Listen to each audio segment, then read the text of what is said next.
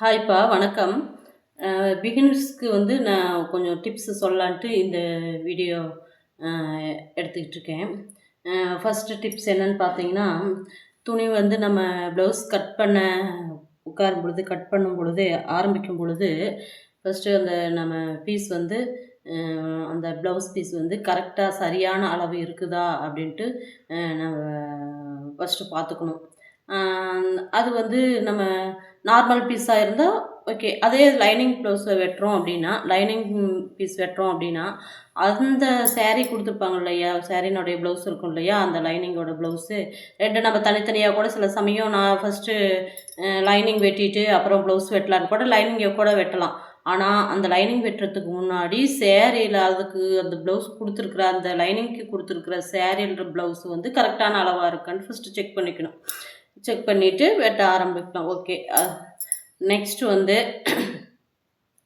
அடுத்தது அந்த நம்ம கட் பண்ண போகிற அளவு மெஷர்மெண்ட் வந்து கரெக்டாக அவங்க கொடுத்துருக்காங்களா, கரெக்டான இதாக இருக்கணும்.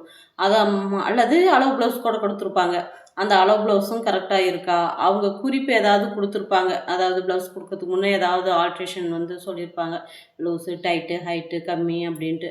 அதை வந்து நம்ம ஃபஸ்ட்டு மைண்டில் வச்சுக்கணும். அந்த அளவு ப்ளவுஸ் வந்து நம்ம கரெக்டாக எடுத்து வச்சுக்கலாம். அடுத்தது வந்து நம்ம கட் பண்ண போகிற லைனிங் பிட்டு இல்லை வந்து ப்ளவுஸு அதை மடித்து போடும் பொழுது அந்த கரபாகத்தை மடித்து பக்கமும் அந்த மடிப்பு பகுதி நம்மளை நோக்கி இருக்கணும், நம்ம பக்கம் இருக்கணும், நம்ம சைடு இருக்கணும்.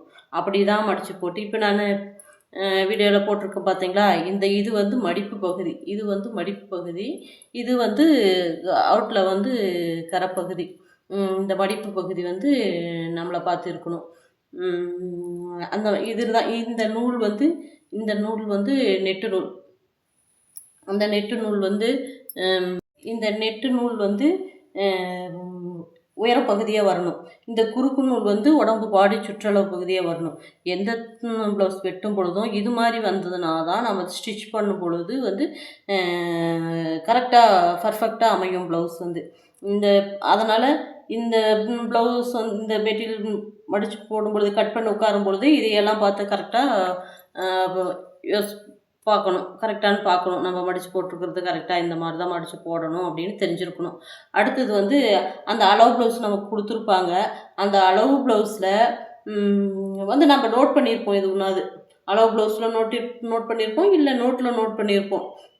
இதுக்கு வந்து இந்த மாடல் வைங்க, இப்படி இந்த அளவு வைங்க, இந்த சைஸ் வைங்க அப்படின்ட்டு நிறையா சொல்லியிருப்பாங்க. இதுக்கு நாட்டு வைங்க, இதுக்கு இந்த லோகோ வைங்க, இது மாதிரி இந்த டிசைன் வேணும், எனக்கு இந்த அளவு இறக்க வேணும், கை வந்து 3/4 வேணும் அப்படின்னு நிறையா சொல்லியிருக்கலாம். அதை வந்து நம்ம நோட் பண்ணி வச்சுருப்போம். அளவு ப்ளவுஸ்லேயோ நோட்லேயோ. அதையும் இந்த கட் பண்ணுறதுக்கு முன்னாடி அதையும் வந்து நம்ம பக்கத்தில் எடுத்து வச்சு அதையும் மைண்டில் ஃபிக்ஸ் பண்ணிக்கிட்டு தான் வெட்ட ஆரம்பிக்கணும். அப்படி இது எல்லாம் நம்ம நோட் பண்ணிக்கிட்டு இந்த டிப்ஸ் எல்லாம் இந்த பிகினர்ஸ்க்கெல்லாம் இந்த டிப்ஸ் நான் சொல்கிறேன் அப்படின்னா, இதெல்லாம் என்னுடைய அனுபவத்தில் சொல்கிறது.